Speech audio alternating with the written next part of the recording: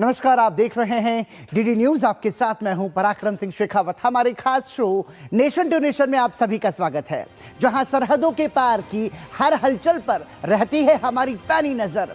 आज हम आपको सीधे जोड़ेंगे दुनिया की सबसे बड़ी सुर्खियों से, वो फैसले जो बदल रहे हैं वैश्विक समीकरण, और वो घटनाएं जिन्होंने पूरे हफ्ते अंतर्राष्ट्रीय मंच पर मचाई है हलचल। खबर सिर्फ हेडलाइन नहीं होगी, हर पहलू, हर रणनीति, हर असर, ग्राउंड जीरो के हालात, अंतर्राष्ट्रीय समुदाय की प्रतिक्रिया, वो भी तथ्यों के साथ, विश्लेषण के साथ और सबसे सटीक दृष्टिकोण के साथ। तो आइए शुरू करते हैं नेशन टू नेशन और नजर डालते हैं आज की 3 बड़ी खबरों पर। सबसे पहले बात होगी ईरान में ट्रंप और नेतन्याहू के डबल गेम की। ईरान पर एक तरफ ट्रंप समझौते का दबाव बना रहे हैं, तो दूसरी तरफ इजराइल ताबड़तोड़ बमबारी कर रहा है। ऐसे में सवाल ये उठता है कि जो दिख रहा है क्या वही सच है, या फिर ट्रंप एक बार फिर से ईरान को उलझाकर एंड गेम प्लान कर रहे हैं। इस खबर पर रहेगी हमारी खास नजर। इसके अलावा बात नेपाल की भी होगी, जहां बालेन शाह ने शपथ लेते ही एक्शन शुरू कर दिया है। बालेन सरकार के पहले फैसले के बाद पूर्व प्रधानमंत्री केपी ओली अब सलाखों के पीछे हैं। क्या बालेन शाह युवाओं की उम्मीद पर खरे उतर पाएंगे, और इस कदम के क्या मायने हैं, ये भी विस्तार से आपको बताएंगे। और इसके साथ बात होगी मैक्सिको की। तस्वीरें मैक्सिको की दिखाएंगे, जहां पिरामिड ऑफ द सन के पास आसमान सतरंगी हो उठा है। दुनिया भर से पर्यटक यहां क्यों पहुंच रहे हैं, क्या खास है पिरामिड ऑफ द सन, इसके बारे में भी हम आपको बताएंगे। तो आइए शुरुआत करते हैं नेशन टू नेशन की, और सबसे पहले बात ईरान की। और ईरान जहां जंग किस ओर जाएगी, ये अब भी सवाल है। ईरान ने, आपको बता दें कि लगातार वो युद्ध का सामना तो कर ही रहा है, लेकिन अमेरिका ने 10 दिनों का समय ईरान को दिया है। ट्रंप लगातार ईरान पर समझौता करने का दबाव बना रहे हैं, तो दूसरी तरफ इजराइल ने हमले और तेज कर दिए हैं। यानी ईरान पर नरम और गरम दोनों ही रणनीति का इस्तेमाल किया जा रहा है। अब सीधे तौर पर अमेरिका कह रहा है और इजराइल भी कह रहा है कि हम सीधे तौर पर युद्ध विराम तो फिलहाल नहीं रख रहे हैं, लेकिन बातचीत के लिए भी फिलहाल कोशिशें दोनों ओर से जारी है। क्या ये सोची समझी रणनीति है, या फिर एक और चाल? ये सवाल इसलिए क्योंकि अमेरिका लगातार अपना जमावड़ा मजबूत कर रहा है। अमेरिका की मरीन कॉर्प्स और पैराट्रूप्स भी तैयारी में जुटे हैं। तो ऐसे में सवाल यह है कि क्या ईरान पर हमले का दूसरा चरण शुरू होने वाला है, या फिर ईरान समझौते के लिए राजी होगा? अब तक ईरान ने हार मानने से इनकार कर दिया है और पलटवार किया है, इसलिए माना जा रहा है कि ट्रंप के इस डबल गेम में ईरान पर और बड़ा प्रहार होने वाला है। तो ये समझने वाली बात होगी कि ये डबल गेम आखिर क्या है।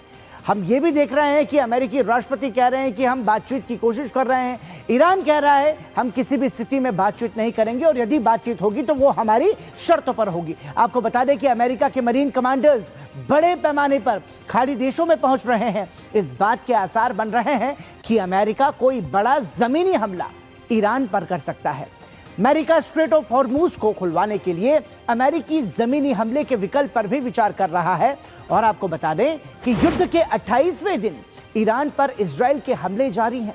इजराइल ने यूरेनियम प्रोसेसिंग प्लांट को निशाना बनाया है। खोंडाब हेवी वाटर फैसिलिटी और अर्दाकन येलो केक प्रोडक्शन प्लांट पर भी हमला हुआ है। बुशहर परमाणु ऊर्जा प्लांट पर भी एयर स्ट्राइक्स हुई हैं। IAEA ने कहा है कि रेडिएशन स्तर में कोई बढ़ोतरी नहीं हुई है, लेकिन हालात पर नजर बनी हुई है। दूसरी ओर ईरान ने भी पलटवार किया है। ईरान ने सऊदी अरब के सैन्य ठिकानों पर हमला किया है। ईरानी हमले में 10 से ज्यादा अमेरिकी सैनिक घायल हुए हैं। ईरान ने इजराइल के हेब्रोन में मिसाइल हमले किए, और इस बीच ट्रंप ने ईरान को अल्टीमेटम देते हुए कहा कि ईरान में अभी भी 3554 टारगेट्स बचे हुए हैं, और ये काम बहुत जल्दी ही पूरा होगा।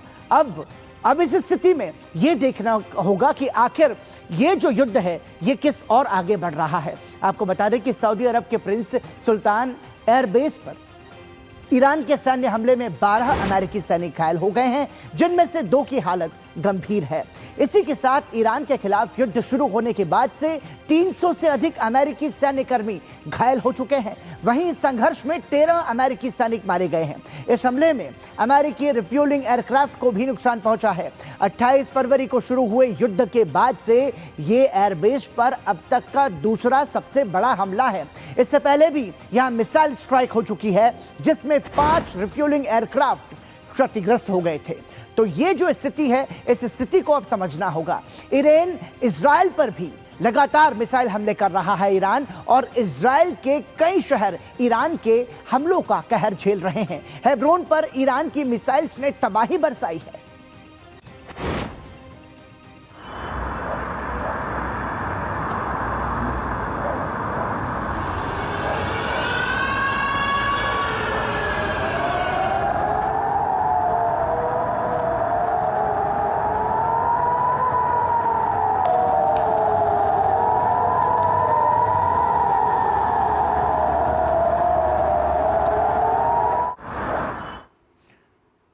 तो ये एयर स्ट्राइक और उस पर बजते हुए सायरन, यही डर का माहौल है युद्धग्रस्त इलाकों में।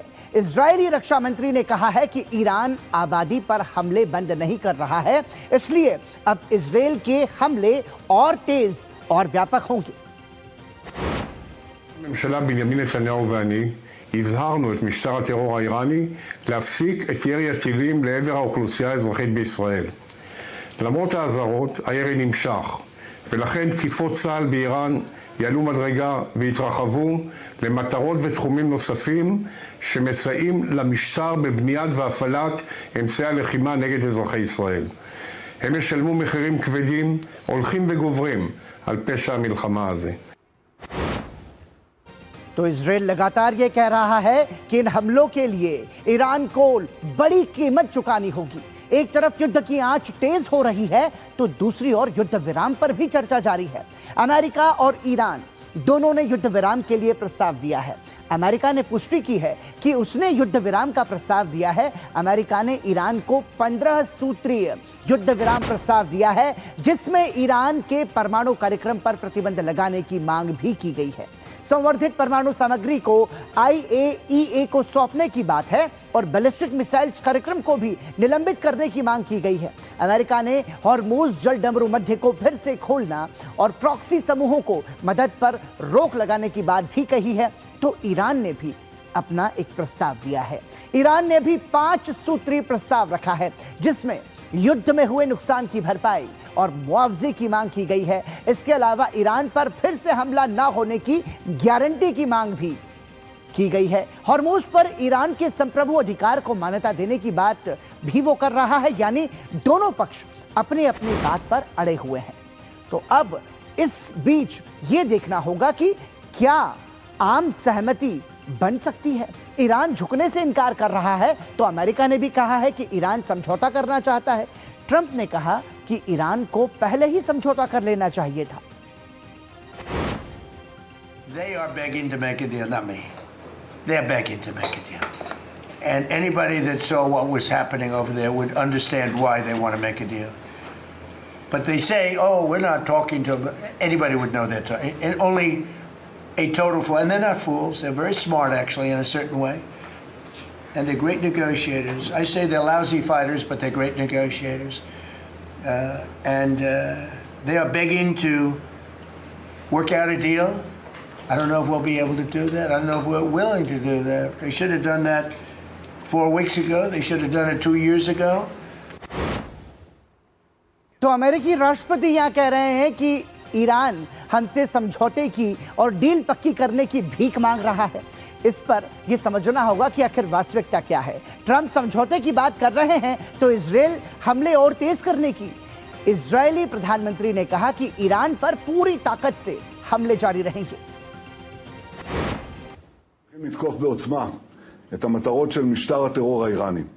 אמש חיסלנו את מפקד חיל הים של משמרות המהפכה. לאיש הזה יש הרבה דם על הידיים, ובנוסף הוא זה שהוביל את סגירת מצרי הורמוז. זוהי עוד אחת מהדוגמאות של שיתוף הפעולה בינינו לבין ידידינו ארצות הברית במטרה משותפת להשיג את מטרות המלחמה. तो साफ है कि ईरान पर नरम और गरम दोनों रणनीति का इस्तेमाल हो रहा है। तो ईरान भी अपने सबसे बड़े दाव का इस्तेमाल कर रहा है। उसने हॉर्मूज जल डमरू मध्य पर अपनी पकड़ और ज्यादा मजबूत करने का ऐलान किया है। ईरान ने कहा है कि यहां आने वाले जहाजों को ईरान के इस्लामिक रिवॉल्यूशनरी गार्ड्स कॉर्प्स से मंजूरी लेनी होगी। संदेश स्पष्ट और साफ है कि हॉर्मूज स्ट्रेट से गुजरने वाले जहाजों के लिए ईरान टोल बूथ जैसी व्यवस्था बना रहा है।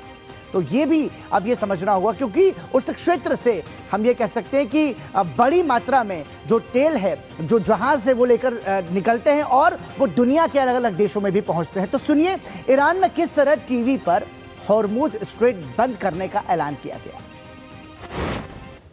تردد هر گونه کشتی از و به مبدأ بنادر همپیمانان دشمنان از هر کریدوری ممنوع است. روابط عمومی سپاه پاسداران انقلاب اسلامی اعلام کرد صبح امروز و پیرو دروغ‌های رئیس جمهور فاسد آمریکا مبنی بر باز بودن تنگه هرمز 3 فروند کشتی کانتینر بر از ملیت‌های مختلف اقدام به حرکت به سمت کریدور مشخص شده تردد کشتی‌های دارای مجوز کردند که با اخطار نیروی دریایی سپاه برگردانده شدند. نیروی دریایی سپاه اعلام کرد تنگه هرمز بسته است و هر گونه تردد در این تنگه با برخورد سخت مواجه خواهد بود. तो ईरान स्पष्ट तौर पर यह कह रहा है कि हमने जल डमरू मध्य मार्ग यानी कि स्ट्रेट ऑफ हॉर्मूज को बंद कर रखा है। अमेरिका ने ईरान के इस कदम का विरोध किया है। विदेश मंत्री मार्को रूबियो ने कहा कि पूरी दुनिया को ईरान के इस कदम का विरोध करना चाहिए। Schedule on that operation and expect to conclude it at the appropriate time here in a matter of weeks, not months, and the progress is going very well. There are some in the Iranian regime that are going around saying that they want to make the Strait of Hormuz tolling thing, they want to make it permanent. That's unacceptable. The whole world should be outraged by it. और इस बीच Iran एक video जारी करता है। इसमें revolutionary guards को missiles दागते हुए दिखाया गया है। ये तब हुआ जब अमेरिकी राष्ट्रपति डोनाल्ड ट्रंप ने ईरान को चेतावनी दी कि वो लड़ाई को खत्म करने के लिए एक समझौते के मामले में गंभीर हो जाए। ईरान के विदेश मंत्री ने कहा था कि तेहरान अमेरिकी प्रस्ताव की समीक्षा कर रहा है, लेकिन युद्ध को समाप्त करने के संबंध में कोई बातचीत नहीं हो रही है। साफ है कि ईरान संदेश दे रहा है कि उसके पास अभी भी मिसाइल्स का एक बड़ा जखीरा मौजूद है। और ऐसे में ईरान में युद्ध के बीच खबर ये आ रही है कि रूस से ईरान को उन्नत ड्रोन की खेप भेजी जा रही है। ये ड्रोन उसी ड्रोन के उन्नत संस्करण है जिनकी आपूर्ति तेहरान ने पहले रूस को यूक्रेन पर हमले के वक्त की थी। अमेरिका और इजराइल द्वारा ईरान पर किए गए हमले के बाद से तेहरान 1 महीने से भी अधिक समय से इजराइल, खाड़ी के पड़ोसी देशों और मध्य पूर्व में स्थित अमेरिकी ठिकानों पर ड्रोन से हमले कर रहा है। यानी शाहिद ड्रोन, ईरान के पास शाहिद ड्रोन का भंडार है जिसका वो जमकर इस्तेमाल कर रहा है, जबकि रूस ने यूक्रेन युद्ध के दौरान इनके डिजाइन में सुधार किए हैं। यानी अब ये और भी ज्यादा घातक और खतरनाक हो चुके हैं।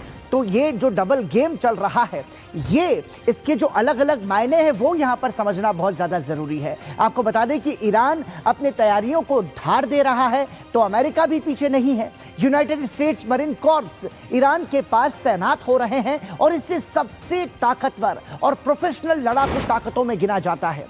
मरीन कॉर्प्स एक एक्सपीडिशनरी और एम्फीबियस बल है। ये जल, थल और नभ तीनों जगहों से हमला करने में माहिर हैं। किसी भी अंतर्राष्ट्रीय संकट में सबसे पहले पहुंचने वाले सैनिक होते हैं। इनकी ट्रेनिंग अमेरिकी सेना में सबसे लंबी और कठिन मानी जाती है। इनके पास अपने विमान, टैंक्स और हमलावर जहाज होते हैं। इसके साथ ही पैराट्रूप्स को भी तैनात किया जा रहा है। यानी जमीन से लेकर आसमान तक किसी भी जगह से अमेरिका अगला वार कर सकता है। और अमेरिका के रक्षा सचिव पीट हेग्सेथ ने कहा कि ईरान के आसमान में A-10 और अपाचे उड़ान भर रहे हैं। इसका मतलब यह है कि हम पूरी तरह से उन पर हावी हैं। Telling us that Iran is not a threat to the world or to the US, President Trump knows better. And here's what success actually looks like right now. You mentioned it, Mr. President.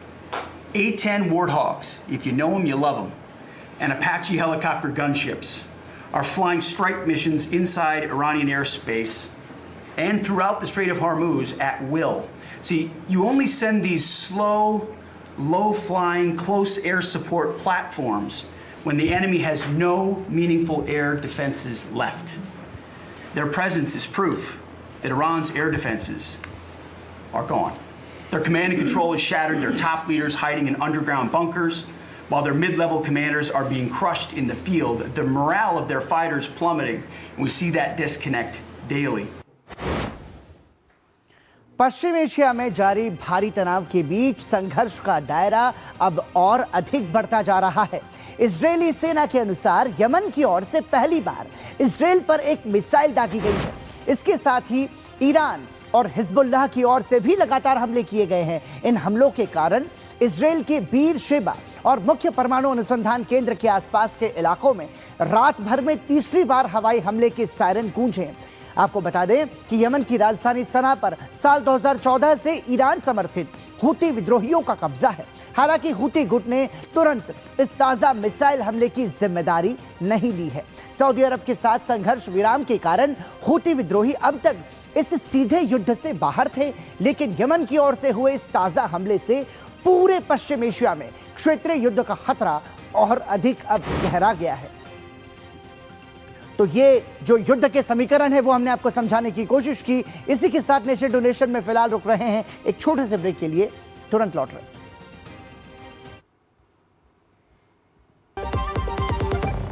टर टर टर टर sister बीना का message आया है, urgent. लिखा है मेरे बच्चे के ट्रीटमेंट के लिए 1 लाख रुपए चाहिए डॉक्टर, तुरंत भेज दीजिए प्लीज। सिस्टर बीना, मैं पहले सिस्टर बीना को फोन करके पूछूंगी फिर भेजूंगी, क्योंकि मैं मूर्ख नहीं हूँ। Well done doctor. यूपीआई कहता है अगर पहचान के व्यक्ति से भी ऐसे मैसेज आए तो हो सकता है कि उनके मैसेजिंग ऐप हैक्ड हो। तो पहले नॉर्मल कॉल करके चेक करो और कहो मैं मूर्ख नहीं हूँ। जाइए आप भी किसी का टेस्ट लीजिए। मेरी पसंद, मेरी पसंद, मेरी पसंद, मेरी पसंद, हमारी पसंद, हम सबकी पसंद। मजबूत देश का मजबूत सरिया हो गया स्टील।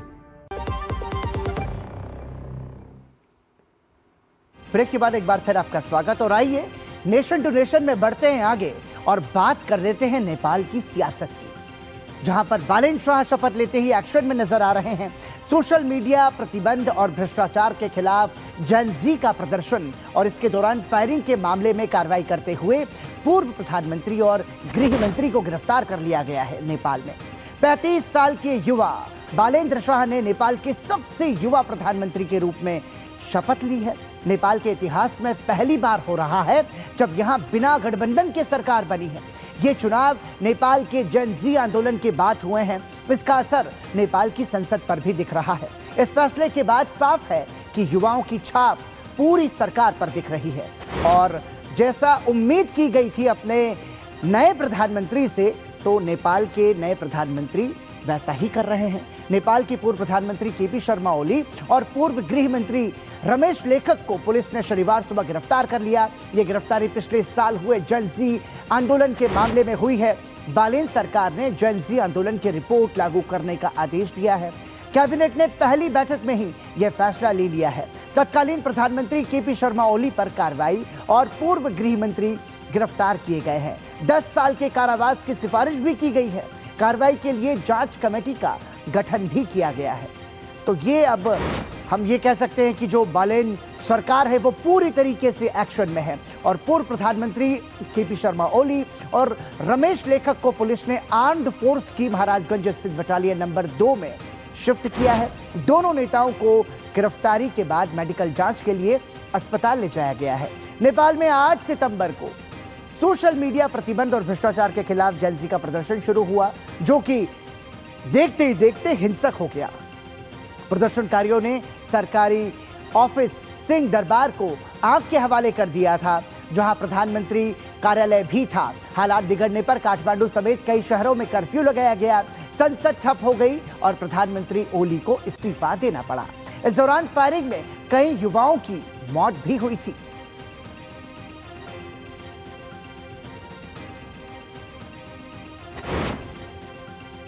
तो ये पूरा घटनाक्रम हुआ था और इस घटना पर एक जांच आयोग भी बनाया गया था जिसकी अगुवाई पूर्व जज गौरी बहादुर कार्की ने की थी। आपको बता दें कि आयोग ने अपने रिपोर्ट में कहा कि प्रदर्शन के दौरान हालात को संभालने में गंभीर लापरवाही हुई थी।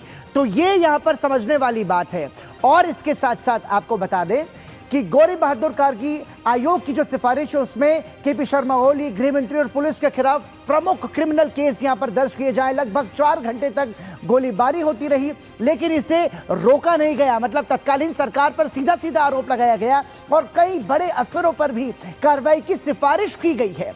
तो ये जो गौरी बहादुर कार्की आयोग की जो सिफारिशें हैं उनको हम विस्तार से आपको समझा रहे हैं। 9 सितंबर को आगजनी, लूटपाट की दोबारा जांच की मांग की गई और इसके अलावा सीसीटीवी फुटेज, मोबाइल डेटा और डिजिटल सबूत की जांच की भी मांग जो है गौरी बहादुर कार्की आयोग की सिफारिशों में शामिल है। सेना अधिकारियों पर भी सुरक्षा में चूक के लिए कार्रवाई की सिफारिश यहां पर की गई है। तो केपी शर्मा ओली, गृह मंत्री और पुलिस प्रमुख के खिलाफ यहां पर लगातार एक्शन लेने की बात की जा रही है। लगभग 4 घंटे तक गोलीबारी होती रही लेकिन इसे रोका नहीं गया। यह बड़ा आरोप लगा रही है गौरी बहादुर कार्की आयोग की सिफारिश। कई बड़े अफसरों पर भी कार्रवाई की यहां पर सिफारिश की गई है। तो एक तरफ जहां नेपाल में बालेन शाह सरकार एक्शन में है और वहां पर अब वहां के पूर्व प्रधानमंत्री, गृह मंत्री और तमाम सारे अधिकारियों को गिरफ्तारी की वहां पर मांग और उसके अलावा उन पर सख्त से सख्त कार्रवाई की मांग भी की गई है। और आइए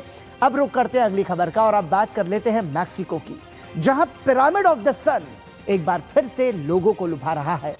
इक्विनॉक्स हर साल 20 या 21 मार्च को, 22 या 23 सितंबर को होता है और ये वो क्षण होता है जब सूर्य सीधे भूमध्य रेखा के ऊपर से चमकता है, जिसके परिणाम स्वरूप दिन और रात की लंबाई लगभग बराबर हो जाती है, जिसे वर्नल इक्विनॉक्स भी कहा जाता है। इस मौके पर पूरी दुनिया से लोग यहां पहुंचे हुए हैं और इस अद्भुत नज़ारे का आनंद ले रहे हैं। हम आपको स्क्रीन के जरिए वो दृश्य दिखाने की यहाँ पर कोशिश भी कर रहे हैं। मैक्सिको में सतरंगी आसमान वाकई में देखने लायक नज़ारा होता है और आपको बता दें कि मैक्सिको के पिरामिड ऑफ द सन के नीचे भारी संख्या में पर्यटक जमा हुए। वो स्प्रिंग इक्विनॉक्स के आकर्षण से खींचे चले आए थे और पिरामिड्स के ऊपर उठते हुए हॉट एयर बलून्स को देखने के लिए बाहर वहां पर भीड़ जमा हुई थी और लोगों ने विशाल पिरामिड ऑफ द सन के पास खड़े होकर सूर्योदय को देखने का आनंद लिया और इस मौके पर होने वाले अनुष्ठानों में हिस्सा भी लिया। मैक्सिको सिटी से लगभग 30 मील उत्तर में स्थित पिरामिड ऑफ द सन का निर्माण लगभग 2000 वर्ष पहले किया गया था। महत्वपूर्ण खगोलीय घटनाओं के दौरान लोग लंबे समय से ऐसे कार्यक्रम में शामिल होते हुए आए हैं।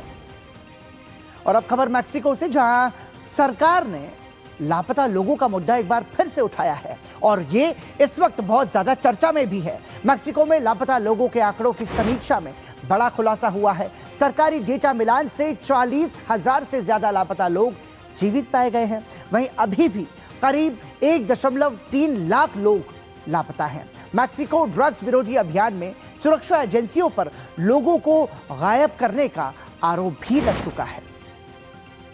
और अब बात कर लेते हैं अगली खबर की। अमेरिका में आंशिक सरकारी शटडाउन को लेकर संकट गहरा गया है। प्रतिनिधि सभा के रिपब्लिकन सांसदों ने सीनेट के द्विदलीय समझौते को खारिज कर दिया है, जिससे गतिरोध जारी है और हवाई अड्डों पर लंबी सुरक्षा कतारें लग रही हैं। इस बीच राष्ट्रपति ट्रंप ने आपातकाल घोषित कर TSA कर्मचारियों को वेतन देने के निर्देश दिए हैं। तो ये अमेरिका में आंशिक सरकारी शटडाउन की स्थिति हम इसे कह सकते हैं। और आइए बढ़ते हैं आगे। जलवायु परिवर्तन और पर्यावरण संरक्षण के प्रति वैश्विक एकजुटता दिखाने के लिए आज दुनिया भर में अर्थ आवर मनाया जा रहा है। वर्ल्ड वाइड फंड यानी कि WWF की अनूठी पहल के तहत आज रात 8:30 से 9:30 बजे तक सभी गैर जरूरी लाइट्स को बंद रखने की अपील की गई है। वर्ष 2007 में ऑस्ट्रेलिया के सिडनी शहर से शुरू हुए इस अभियान के इस साल 20 वर्ष पूरे हो रहे हैं। इसका मुख्य उद्देश्य केवल 1 घंटे बिजली बचाना नहीं है, बल्कि सौर ऊर्जा को अपनाने और प्रकृति के प्रति अपनी जिम्मेदारी को समझना है। भारत में भी इस अभियान को लेकर व्यापक तैयारियां की गई हैं। देश भर के प्रमुख स्मारक और विरासत स्थल आज 1 घंटे के लिए अंधेरे में रहेंगे।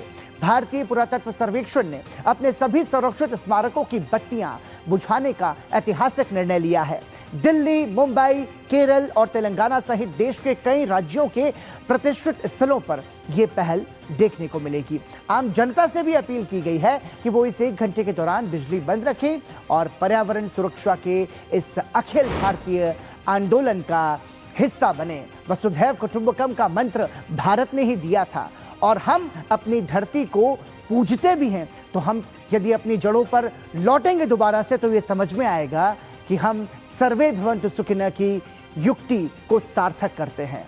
इसी के साथ नेशन टू नेशन में आज के लिए इतना ही। हमें और हमारी पूरी टीम को दीजिए अनुमति। नमस्कार।